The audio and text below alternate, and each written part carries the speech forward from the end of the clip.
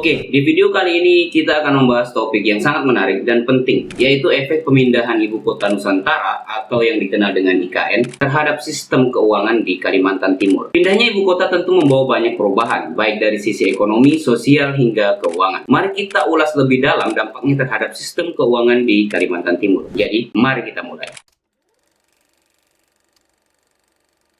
Pemindahan ibu kota negara dari Jakarta ke Kalimantan Timur, tepatnya di wilayah yang akan dinamai Nusantara, merupakan salah satu proyek infrastruktur terbesar yang pernah direncanakan oleh pemerintah Indonesia. Proyek ini bukan sekadar pindah tempat administrasi untuk memeratakan pembangunan dan pertumbuhan ekonomi di luar Pulau Jawa. Pemindahan ini dilandasi oleh berbagai alasan, termasuk mengurangi beban Jakarta yang sudah sangat padat, mengurangi ketimpangan pembangunan antar wilayah, serta mendukung visi jangka panjang Indonesia sebagai negara maju pada tahun 2045.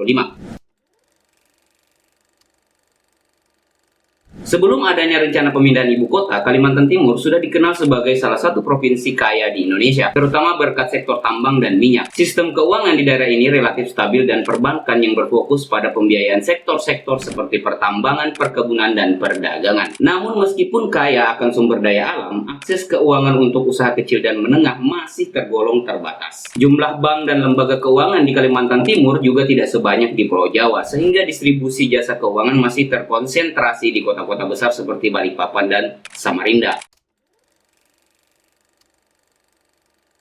Dengan adanya pemindahan ibu kota, Kalimantan Timur akan mengalami lonjakan pertumbuhan ekonomi yang signifikan. Proyek ini akan mendatangkan investasi besar-besaran, baik dari dalam negeri maupun dari luar negeri, yang akan mempengaruhi berbagai sektor, termasuk properti, infrastruktur, dan jasa. Pertumbuhan ekonomi tentu akan berdampak langsung pada sistem keuangan di wilayah tersebut. Bank-bank dan lembaga keuangan diprediksi akan meningkat jumlahnya untuk memenuhi kebutuhan pembiayaan infrastruktur dan proyek lainnya. Selain itu, permintaan kredit dari pelaku usaha dan individu juga diperkirakan akan meningkat tajam. Peningkatan ini tidak hanya akan terjadi di kota-kota besar, tapi juga di wilayah-wilayah sekitar lokasi IKN yang sebelumnya mungkin kurang tersentuh oleh layanan perbankan modern. Dengan kata lain, kita akan melihat inklusi keuangan yang lebih baik di seluruh Kalimantan Timur.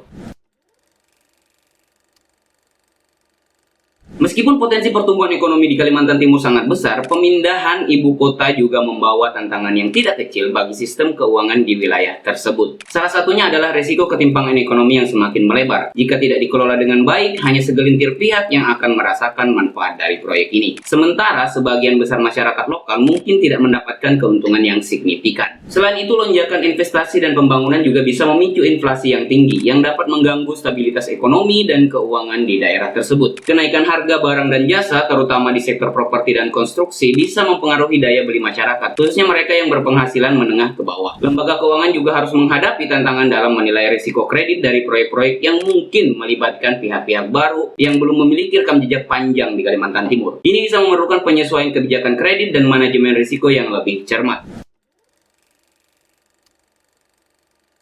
Untuk memaksimalkan manfaat dari pemindahan ibu kota, penting bagi pemerintah dan sektor swasta untuk bekerja sama dalam mengembangkan sistem keuangan yang inklusif dan berkelanjutan. Berikut adalah beberapa strategi yang bisa diambil. Yang pertama adalah pengembangan infrastruktur keuangan. Perluasan jaringan perbankan, ATM, dan layanan keuangan digital di seluruh wilayah Kalimantan Timur akan sangat penting. Ini akan memastikan bahwa masyarakat di wilayah terpencil juga dapat mengakses layanan keuangan yang modern. Yang kedua, peningkatan literasi keuangan. Edukasi masyarakat tentang pentingnya perencanaan keuangan, manajemen utang, dan investasi akan menjadi kunci untuk memastikan bahwa mereka bisa memanfaatkan peluang ekonomi yang ada dengan bijak. Yang ketiga, dukungan terhadap UKM. UKM merupakan tulang punggung ekonomi lokal. Dukungan dalam bentuk pembiayaan yang mudah diakses dan program pendampingan yang akan sangat penting untuk memastikan bahwa UKM dapat berkembang dengan bersaing dalam ekonomi yang semakin maju. Yang keempat, pengawasan inflasi dan stabilitas harga. Pemerintah dan Bank Indonesia perlu melakukan pengawasan ketat terhadap inflasi dan memastikan bahwa lonjakan harga tidak mengganggu kesejahteraan masyarakat. Kebijakan moneter dan fiskal harus diselaraskan untuk menjaga stabilitas ekonomi. Yang kelima, penegakan regulasi dan pengawasan. Dengan meningkatnya aktivitas ekonomi, risiko kejahatan keuangan seperti pencucian uang dan penipuan juga bisa meningkat. Oleh karena itu, pengawasan dan penegakan hukum yang kuat akan sangat penting untuk menjaga integritas sistem keuangan.